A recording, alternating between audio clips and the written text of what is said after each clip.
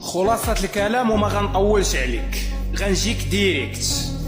الله سبحانه وتعالى صيفطني باش نصيفط لك هذه الرسالة. مكتئب مهموم ضيقة بك الحياة، سمعني 2 دقايق وسير الله يسهل عليك.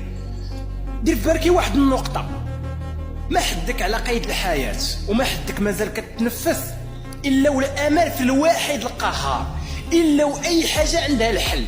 شكون اللي كيخليك مدمر نفسيا؟ المعتقدات ديالك، وهذه اللي ما كيبغيوش يبارطاجيو معاك.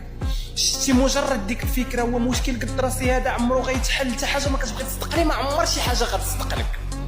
علاش؟ الاساس ديال الداخل ديالك مبرمج بالغلط. كندوي معاك بالخشيبات باش تفهمني. والله سبحانه وتعالى في الدين ديالو تيقول لك تفاءلوا خير تجدوه، انا عند ظن عبدي بي.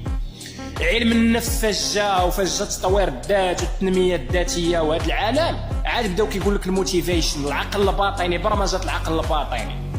انت هو المعتقدات ديالك، انت فيك واحد العقل اللي هو غبي ما كيفرقش ما بين الحقيقه والخيال. غتجي غتبقى تدوي مع راسك بداك الاسلوب ما كتصدقليش، بغيت ندير هذه الحاجه ما غننجحش، ما غنقدرش نهضر قدام الناس، ما عمري غنوصل لهذه الحاجه والله لا وصلت لها. ان الله لا يغير ما بقوم حتى يغيروا ما بانفسهم. تغيير الجذري من الداخل. نهار غتبدا تصلح المعتقدات ديالك من السلبيه للايجابيه وتبدا تشوف الدنيا منوره بالمصريه، ربي غيبدا ينورها عليك. نهار غتبعد من الناس السلبيين واللي كيشكيو وكيبكيو، ربي غيسهل عليك. نهار غتفهم راسك وتقرب من راسك وتعرف راسك شنو باغي من هذه الحياه، وتعرف انت تخلقيتي للعباده باش تمشي مرتاح، باش ما يضربكش الاكتئاب. خص الروح ديالك تكون ملاقيه مع الله. الايمان، الروح كتعالج بالايمان، وتعرف الجسد كيتعالج بالماكله المزيانه وبالسبور، والصحه النفسيه ديالك تهلا فيها، وتبعد من اي حاجه ما فيهاش الكرامه ديالك والقيمه ديالك وكتدمر لك السلامه النفسيه ديالك. غتبدا ترتاح.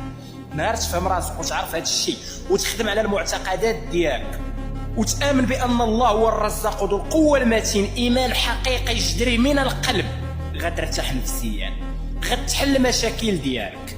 نهار غتبدل العقلية ديالك غتبدل حياتك. والميساج ديالي راه خفيف ظريف، بغيتي تفهمني فهمني، ما بغيتيش تفهمني الله يسهل عليك. اللي عليا أنا راه كنوصلو. وسلام على العقول الراقية التي تفهمون.